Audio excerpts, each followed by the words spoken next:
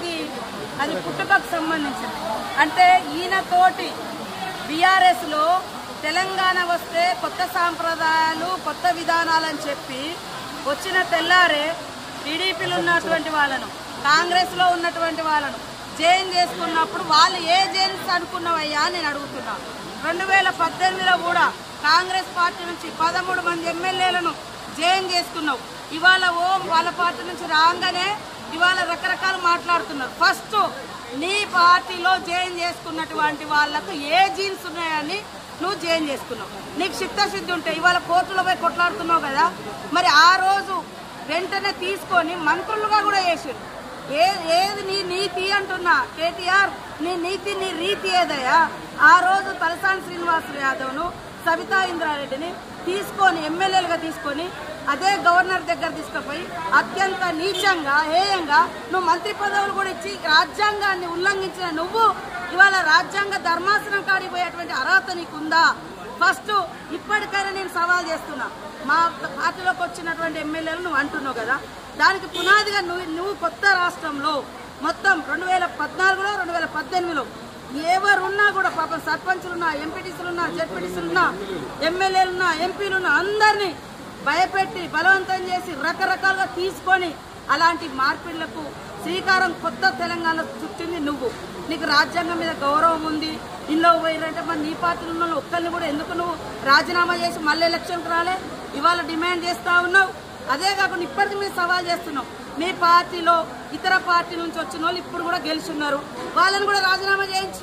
ఆ రోజు మా పార్టీ నుంచి వచ్చిన వాళ్ళు సబితా ఇంద్రారెడ్డి కానీ, సుధీర్ రెడ్డి కానీ, లేకుంటే ఇతర టీడీపీ నుంచి వచ్చిన తలసాని శ్రీనివాస్ యాదవ్ కానీ, మళ్ళీ ఇప్పుడు ఎమ్మెల్యేలు ఉన్నారు కదా, ఆ రోజు వాళ్ళు రాజీనామా చేయకుండా మీ పార్టీలకు వచ్చారు కదా, మీ పార్టీలకు ఈ రోజు రాజీనామా చేయించి అప్పుడు మా దాంట్లోకి వచ్చిన వాళ్ళు అడిగితే జనం హర్షిస్తారు. కానీ నీకో నీతి మందికో నీతి అనడం ఇది ఎవరు కూడా హర్షించరు.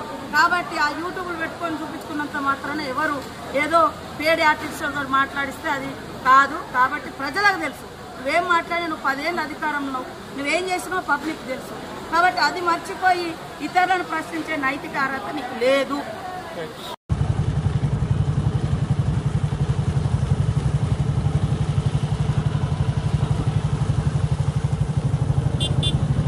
అర్థమైతే జీన్స్ అనేది అది పుట్టుకకు సంబంధించింది.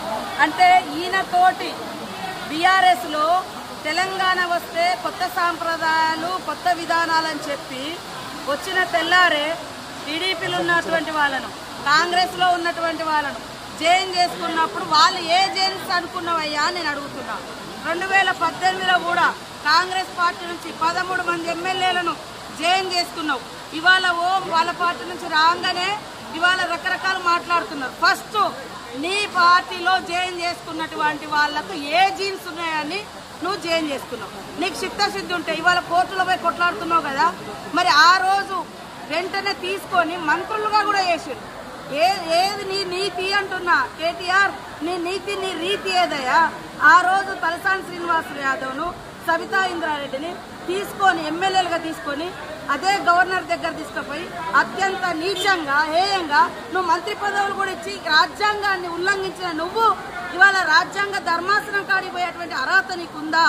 ఫస్ట్ ఇప్పటికైనా నేను సవాల్ చేస్తున్నా.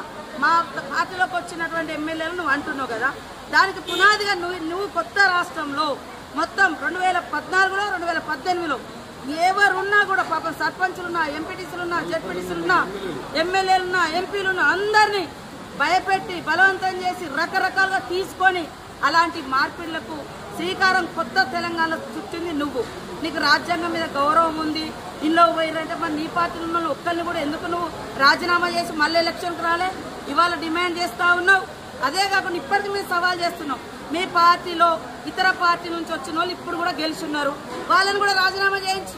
ఆ రోజు మా పార్టీ నుంచి వచ్చిన వాళ్ళు సబితా ఇంద్రారెడ్డి కానీ, సుధీర్ రెడ్డి కానీ, లేకుంటే ఇతర టీడీపీ నుంచి వచ్చిన తలసాని శ్రీనివాస్ యాదవ్ కానీ, మళ్ళీ ఇప్పుడు ఎమ్మెల్యేలు ఉన్నారు కదా, ఆ రోజు వాళ్ళు రాజీనామా చేయకుండా మీ పార్టీలకు వచ్చారు కదా, మీ పార్టీలకు ఈ రోజు రాజీనామా చేయించి అప్పుడు మా దాంట్లోకి వచ్చిన వాళ్ళు అడిగితే జనం హర్షిస్తారు. కానీ నీకో నీతి మందికో నీతి అనడం ఇది ఎవరు కూడా హర్షించరు. కాబట్టి ఆ యూట్యూబ్లు పెట్టుకొని చూపించుకున్నంత మాత్రాన ఎవరు ఏదో పేడి ఆర్టిస్టులతో మాట్లాడిస్తే అది కాదు. కాబట్టి ప్రజలకు తెలుసు నువ్వేం మాట్లాడినా నువ్వు 10 ఏళ్ళు అధికారంలో నువ్వేం చేసినావు పబ్లిక్ తెలుసు. కాబట్టి అది మర్చిపోయి ఇతరులను ప్రశ్నించే నైతిక అర్హత నీకు లేదు.